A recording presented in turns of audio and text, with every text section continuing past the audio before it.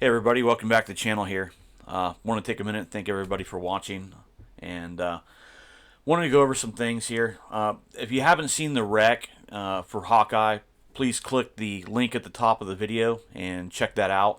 I had problems with this drone with a motor problem, and during the wreck, post-wreck analysis, I looked at the aircraft motor and found that the motor had damage from a previous craft, and so I fixed that, and now today we were out going to belly launch this thing. Now, this wasn't the first flight after the crash. We had many before this. This is the first stable flight I've had. So let's arm these motors and get it up in the air. Obviously, I had a microphone failure, and you can see that I'm having to kind of do a voiceover. But you can see where this launched. I got a nice stable flight. The holding's not great yet, but I'm very happy with that.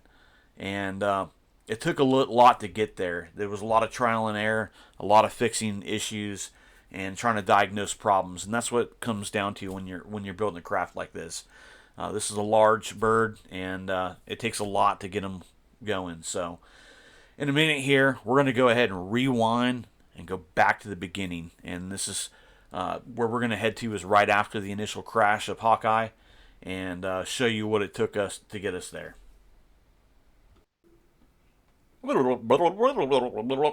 Okay, I'll stop with the sound effects. Anyways, if you haven't already done it, please smash that subscribe button and click the bell icon to be notified when new videos come out. Alright, so what you're going to see here is this rapid succession of close calls and crashes here. So this was the first flight after fixing the motor issues, and you can see I'm still having issues. I put a power distribution board and completely redid the power on this drone. And what I end up finding here is that you can see this one's really bad. When I get to twisting like that, you know that there's a thrust issue. And it's the same way how a yaw works. When a yaw on the drone, it speeds up several of the motors and slows down several of them. And that's how you get yaw. So if you're getting auto yaw like this, the diagnosis really is you have a motor thrust problem on one side. Much like I had with the first flight. But the motors were good, and there was something else going on. So I decided to go back and pull the ESC control wires off the distribution board and actually put them directly to the flight controller. And we did that. I flew it now. This is the other flight, and you can see I still have an issue. Inevitably, what had ended up happening was the motor, the ESCs had learned with the board, and there was a problem with that board. Alright, so this is the actual nice flight. This is the post here. We're fast forwarding this because we've already seen this. The next clip, what we're going to do is we're actually going to set the rate for roll and pitch. And this is a critical aspect of it. And this is what sets whether you get oscillations or bounce back. This makes the craft stable. This also helps with the holding. Well, we have an underlying issue here that I did not know about, and we figured this out pretty quickly. As you can see here, things are going to change, and as we continue this flight, the holding is going to be great, and we're going to move on to doing roll and pitch inputs and adjusting on the actual remote control our roll and pitch KP, which is the amount of force that it's going to do, and look for a kickback. So let's go ahead and keep on going through here. Couple times I'm going to bring it up, not like it, lower it down, redo some settings in Mission Planner, and get these things dialed in. So right now we're going to bring it up. I'm looking at the ground effect. We're going to go back and forth and start doing some roll inputs, and I'm looking for it actually doing the roll, and as it corrects, overcorrecting and creating an oscillation. Too little roll amount, just the flight with any type of wind, you'll get an oscillation. So it's finding that balance of having too little versus too much. Too much can make it very unstable. Too little can make it very unstable. So you're trying to find that sweet spot. As you can see here, I'm testing the landing gear, and I'm moving stuff around. And I'm going to give it some inputs here and there and make some adjustments. So I'm going to do this a while. One of the things that I don't didn't know at the time, like as this was going on, is I have a vibration. My vibration levels were within spec, but at a certain frequency, the vibrations can become a problem for the flight controller. The gyroscopes basically use a tuning fork, and the tuning fork is a little micro tuning fork inside the integrated circuit, and it's going to vibrate at a resonant frequency.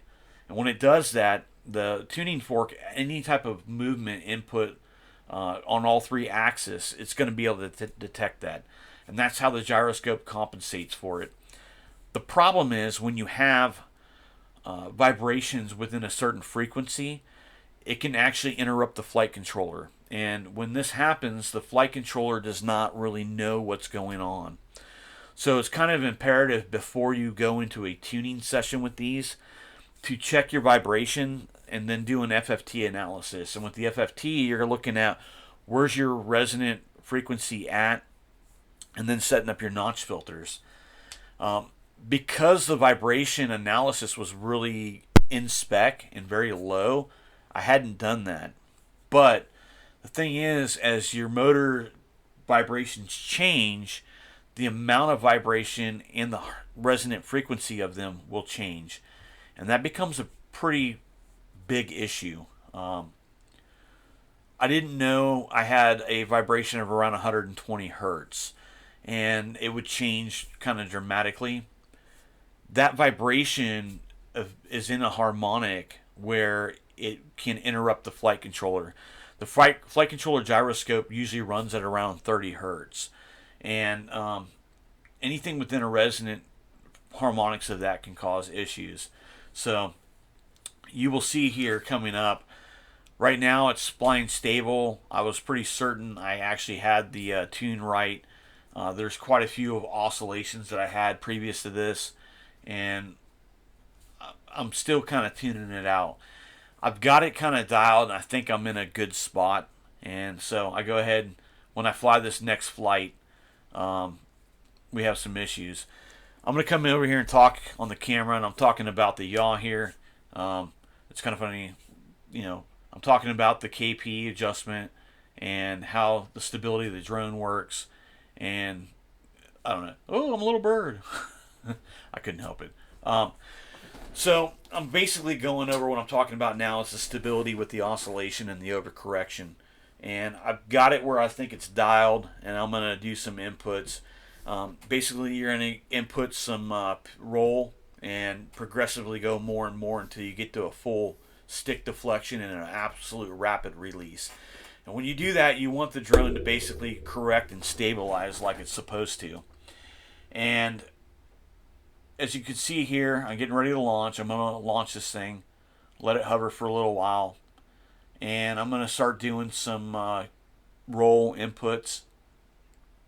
So I'm bringing it up, and basically here, you can see I'm putting little amounts of roll input, and I'm looking at the bounce back, and you can see I'm getting some oscillation, but I'm actually tuning the amount. And you can see I went too low there, and I'm getting oscillation at hover.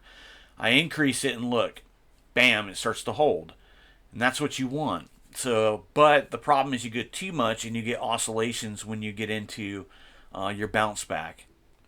So I'm going to take off again here, and what I don't know at the time was I have a vibration in a harmonic for the flight controller, and when the flight controller reacts and responds to it and kicks the motor thrust up and the RPMs and the frequency starts to interrupt the flight controller, we're going to see what happens, and this becomes a very huge problem.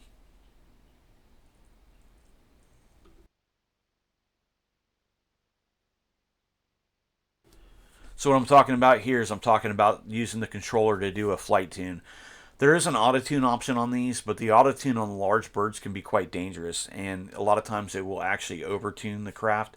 I want to get it dialed. I'm not worried about agility. I'm worried about a stable aircraft that allow me to run the camera. So you can see I've got a little bit better stability here. I'm still messing with the KP. You can see where it's starting to oscillate at hover, and that's not a good thing. I'm adjusting it, and I think I've got it out. I get it to kind of hover okay. and I start going back into doing some roll deflection and seeing what kind of response I'm going to get from the actual flight controller here. And you can see it's smoothing out, but I'm still getting oscillations after the fact. So there's a couple of settings I can do in there and change, but no matter how much I change it, it's not going to fix this issue I've got right this second. And the reason for that's the underlying problems that we have with the flight controller and the vibrations. So I'm going over how I don't have it right yet. I'm still working on it, and I'm going to cut a couple times and go out and make some changes on Mission Planner, get some parameter settings for the tune, and I'm getting too much oscillation at this point. So what I'm talking about here is actually setting up the flight controller to have a onboard tuning with the remote. And what I've got is basically a dial on the remote, which is on channel 5, and the channel 5 allows for the actual tune. So all you do is you set channel 5 for that. You set a minimum and a maximum amount of your roll KP, and then you're able to dial it in. And what you're going to try to do is dial it into a point where it's stable, land the craft, use Mission Planner, look at the PID, find out where the numbers are, and then manually input those numbers into your roll. And that gives you a tuned aircraft. Effectively, much like what AutoTune's going to do, but AutoTune's going to do it on its own, and it usually tunes them pretty hot. So here we go, we're off again, and I'm making some adjustments, and once again, we're going to go back into roll input. You can see, oh, big oscillation there. So I know something's not right, so I'm giving it just a little bit. I'm like adjusting the knob. I'm trying to get it to that point where it oscillates, trying to hold, like right there. And then I'm going to start bumping the knob up. And you can see it stabilize. And this is where I know I'm getting a little bit better on the flight controller. You can see the recovery on that's really good. I'm giving light roll deflections, and it seems to be holding quite well. I've actually got it in the spot, and it's amazing how tight this can be to get that in there. So you can see I'm going to give it a little more input, and I'm getting a little bit more oscillation there, and it seems like I'm dialing it, it'll hold fine, and it seems to be doing really well, and then all of a sudden, bam, it goes back into an oscillation. So I'm going out, I'm checking a couple things on the aircraft. Oh, I'm going to redo some settings on Mission Planner. So here we go. So Mission Planner's got some settings that are going to get done. Boom, I'm back in. Here we go again for another round. All right, so here we go again. Settings have been changed to Mission Planner. It's time to go back up. You're going to see I'm going to let it hover for a minute. I'm going to dial, and I'm going to start doing roll inputs. And you can see I'm still getting some oscillation here. So I'm constantly making these adjustments and going back. That one looked better, but then I had that kind of wobble at the end. And I'm just trying to get this thing dialed, and it seems like I'll get it to a point where it starts to recover, and then I'll do a little bit harder deflection, and then I really start getting oscillations like right there. And it just doesn't want to seem to recover. And I'm trying to figure out why, because I'm in a spot where it should be holding fine. I shouldn't have this issue. And the reason why I'm having it is I have an underlying harmonic frequency problem, and I don't have the notch filter set. I don't have it in dynamic notch, and so I don't know this, but I'm trying to do this, and you can see, wow, I've got a really bad oscillation there. And so I make a couple more adjustments, and it seems to be doing okay after the other adjustment. I've got less oscillation going on. I've got a little bit of deflection, nothing too major. I kind of want to see what's going on here, so I bring it up. I give it kind of a hard deflection right, and it seems to hold. Give it a left, and give it a right. And I'm getting a little bit of oscillation, but it's decreasing quite a bit. And so I decided to give it a pretty hard yaw rate up here. I get a little bit of oscillation. I make an adjustment. All right, time for the fatal flaw. I do a pretty hard stick deflection here and to the right, and this is where things go sideways. You can see it starts to oscillate, and it's getting worse and worse and worse and worse and worse. And boom, there we go. My heart sunk. I mean, I put a lot of time, a lot of effort, and a lot of money in this drone, and to watch it crash like that, I thought for certain something broke. All right, so let's watch this again. Let's rewind. go back up to where we had the problem.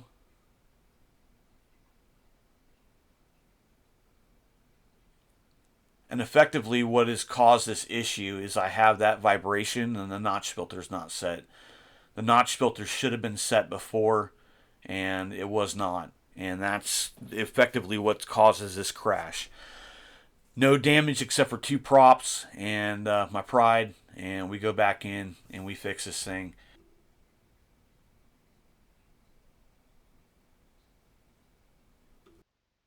I want to thank everybody for watching today. If you haven't already done so, please hit the subscribe button and hit the bell icon to be notified when new content comes out.